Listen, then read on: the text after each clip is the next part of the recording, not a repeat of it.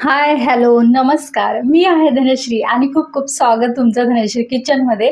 तर आज आपण एक नवीन रेसिपी बघणार आहोत, जे की लहान मुलांना तर आवडेल आवडेल आणि मोठ्यांना सुद्धा आवडेल. तर ही रेसिपी तुम्ही वेट लॉससाठी सुद्धा बनवू शकता, नंतर मुलांच्या टिफिनसाठी बनवू शकता आणि किंवा स्नॅक्स म्हणून सुद्धा खाऊ शकता, ब्रेकफास्टला बनवू शकता.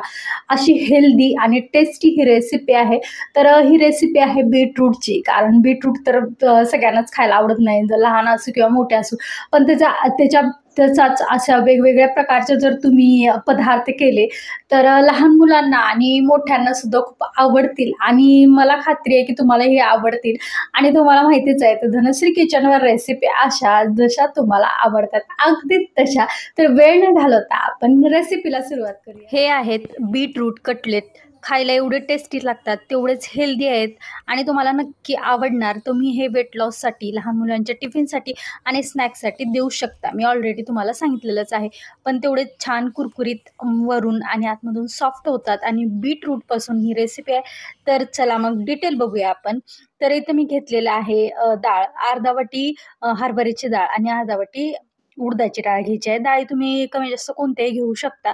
तर मी इथं भिजवून घेते. अर्ध्या तासात डाळ भिजतात. भिजायला जास्त वेळ लागत नाही आणि तुम्हाला लवकर पाहिजे असेल आणखीन तर गरम पाणी घालून भिजत ठेवू शकता. त्याच्यामध्ये घालायचं आहे आपल्याला कढीपत्ता, हिरवी मिरची गरजेनुसार. त्यानंतर घालायचं आहे लसूण पाकळ्या, जिरे, ओवा. त्यातच मीठ घालायचं आहे चवीपुरतं. नंतर बीटरूट घातलेलं आहे मी. एक बीट घेतलेलं आहे मी. त्यानंतर असं जाडसर कांडून घ्यायचं. थोडंसं पाणी टाकायचं लागलंच तर, पण गरज वाटत नाही पाण्याची. त्यानंतर तुम्हाला जर असे वडे करायचे असतील, तर तुम्ही असे वडे करू करू शकता किंवा मग आपण जे हे याचे वडे करतो नाश्त्यासाठी उडीद वडे, त्या पद्धतीने होल सुद्धा मध्ये करू शकता, म्हणजे आणखीन वाफतात. मी अशा पद्धतीने केलेले आहेत. तुम्हाला हवा त्या आकार देऊ शकता तुम्ही. आता इथं मी ना शालो फ्राय करणार आहे, म्हणजे तव्यावरच फ्राय करणार आहे. तर तुम्ही डीप फ्राय पण करू शकता, कढईत तेल घालून पूर्ण असंही टाकू शकता किंवा अशा पद्धतीने करू शकता आणि वाटलंच तर तुम्हाला भजे सुद्धा करू शकता. पण जर तुम्ही वेट लॉससाठी किंवा मग हेल्दी असा ऑप्शन शोधत असाल, तर तेल कमी टाका आणि नॉनस्टिकच्या तव्यावर करू शकता.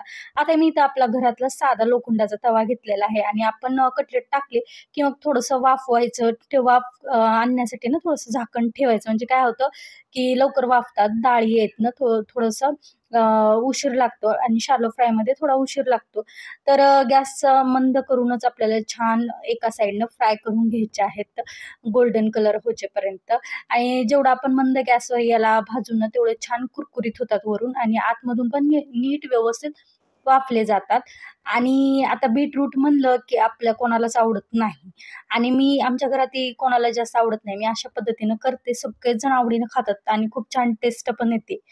आता मी काय केलेलं आहे, तव्यावर जे झालेत आपले ते एका साईडला कडेला लावलेले आहेत आणि दुसरे टाकताना असे टाकले, म्हणजे कसं होतं कुरकुरीत पण होतात आणि तेल पण नितळतं. आता मस्तपैकी आपले हे बीटरूट कटलेट झालेले आहेत. काही करायलाही वेळ लागत नाही. टेस्टी, हेल्दी असं मस्त लागतात. एकतर नक्की ट्राय करा. वरून कुरकुरीत, आतमधून सॉफ्ट होतात. खायलाही टेस्टी लागतात. रेसिपी आवडलीच असेल मला खात्री आहे. जर तुम्हाला रेसिपी आवडली असेल तर चॅनलला जरूर सबस्क्राईब करा, लाईक करा आणि जास्तीत जास्त शेअर करा. कारण चॅनल मी आत्ता सुरू केलेलं आहे. सपोर्ट करा. चला बाय.